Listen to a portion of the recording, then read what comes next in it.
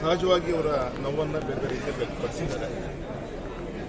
ಮತ್ತು ಅವ್ರ ನೋವು ಇರುತ್ತೆ ಸಹಜ. ಒಬ್ಬ ಮನುಷ್ಯ ಅಂದಮೇಲೆ, ಮುಖಂಡರುಗಳು ಅಂದಮೇಲೆ ಒಬ್ಬೊಬ್ಬರು ವೈಯಕ್ತಿಕ ವಿಚಾರಗಳು ಬೇರೆ ಬೇರೆ ಇದೆ.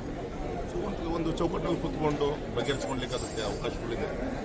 ಆ ದಿಕ್ಕಲ್ಲಿ ವಿಶ್ವಾಸ ಇದೆ. ಒಂದೆರಡು ದಿನ ನೋವನ್ನು ಹೊರ ಹಾಕ್ತಾರೆ, ಎಲ್ಲದೂ ಕೂಡ ಸರಿ ತುಚ್ಕೊಂಡು ಹೋಗುತ್ತೆ, ಸರಿ ಕೆಲಸಗಳು. ಮೊದಲು ವ್ಯಾಕ್ಸಿನ್ ಕೊಡ್ತಾ ಇರೋದು ವಾರಿಯರ್ಸಿಗೆ, ಈ ಒಂದು ಕೋವಿಡ್ ವಾರಿಯರ್ಸಿಗೆ ಮೊದಲು ಬೇಕಾಗಿರೋದು. ರಾಜಕಾರಣಕ್ಕೆ ಆಮೇಲೆ ಅವಶ್ಯಕತೆ ಇರೋದು. ಸೊ ನಾವೆಲ್ಲ ಆಮೇಲೆ ತೆಗೆದುಕೊಳ್ತೀವಿ.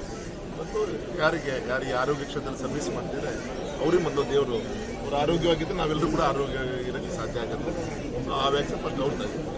ಸಂವಿಧಾನದಲ್ಲಿ ಇವತ್ತು ನಮ್ಮ ತಂದೆಯವರ ಎಲ್ಲ ಹಿತೈಷಿಗಳು ಸೇರಿ ಒಂದು ಗಣಹೋಮ, ಒಂದು ವಿಶೇಷವಾದಂಥ ಒಂದು ಪೂಜೆಯನ್ನು ಇವತ್ತು ಸಂಕಲ್ಪನ ಇಟ್ಕೊಂಡಿದೆ. ಅದಕ್ಕೋಸ್ಕರ ಗೌರವಿತ ಮುಖ್ಯಮಂತ್ರಿಗಳು ನಿನ್ನೆ ವಿಶೇಷವಾಗಿ ಉಡುಪಿಯ ತೇಜವರ ಮಠದ ಒಂದು ಕಾರ್ಯಕ್ರಮದಲ್ಲಿ ಭಾಗವಹಿಸಿಕೊಂಡು ಈಗ ಈ ಒಂದು ಆನೆಗುಡ್ಡೆ ಈ ಒಂದು ದೇವಸ್ಥಾನದ ಪೂಜೆಯನ್ನು ಮುಗಿಸ್ಕೊಂಡು ಬೆಂಗಳೂರು ಹೋಗ್ತಿದ್ದಾರೆ.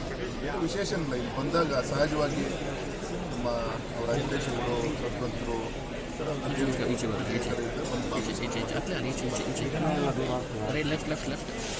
ಸಹಜ ಒಂದು ದೇವ್ರ ಬಗ್ಗೆ ವಿಶ್ವಾಸ ಇಟ್ಕೊಂಡಿರುವಂಥ ಸಮಾಜದ ಬಂಧುಗಳು ಕೂಡ. ಹಾಗಾಗಿ ಈ ಒಂದು ಕ್ಷೇತ್ರದಲ್ಲಿ ಹೆಜ್ಜೆಜ್ಜೆಗೂ ಕೂಡ ಪ್ರತಿ ಸವಾಲುಗಳು ಇರುತ್ತೆ. ವಿಘ್ನ ವಿನಾಶಕ ಗಣಪತಿಯ ಒಂದು ಆಶೀರ್ವಾದ, ಸನ್ನಿಧಾನ ಆಶೀರ್ವಾದ,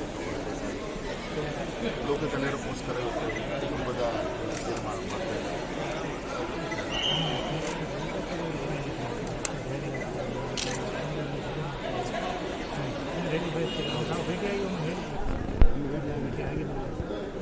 ಒಳ್ಳೆ ಕಾರ್ಯಕ್ಕೆ ಒಂದು ಮಂಗಳವಾರ ದೇವಿವಾರ ಇವತ್ತು ಎಲ್ಲರೂ ದೇವ್ರ ಕಾರ್ಯಕ್ಕೆ ಬಂದಿದೆ. ನಾವು ಲೋಕ ಕಲ್ಯಾಣಕ್ಕೋಸ್ಕರ ಇವತ್ತು ಕೋವಿಡ್ ಈ ಒಂದು ಸಂಕಷ್ಟ ಸಂದರ್ಭದಲ್ಲಿ ಇಡೀ ಪ್ರಪಂಚ ಒಂದಲ್ಲ ಒಂದು ರೀತಿಯಲ್ಲಿ ಸಂಕಷ್ಟಕ್ಕೆ ತುತ್ತಾದಂಥ ಈ ಸಂದರ್ಭದಲ್ಲಿ ಏನೋ ಇವತ್ತು ದೇವ್ರ ದಯೆಯಿಂದ ನಮ್ಮ ಆತ್ಮನಿರ್ಭರ ಭಾರತ ಇದರಲ್ಲಿ ವ್ಯಾಕ್ಸಿನ್ ಕೂಡ ಕಂಡುಹಿಡಿದಿದೆ.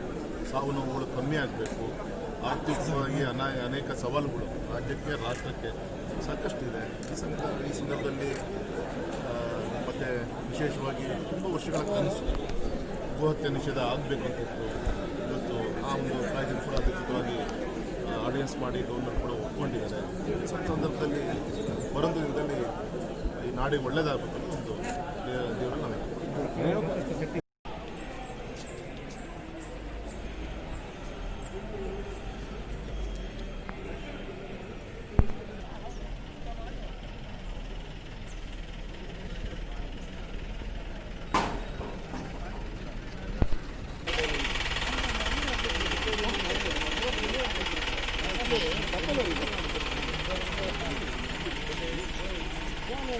Gracias.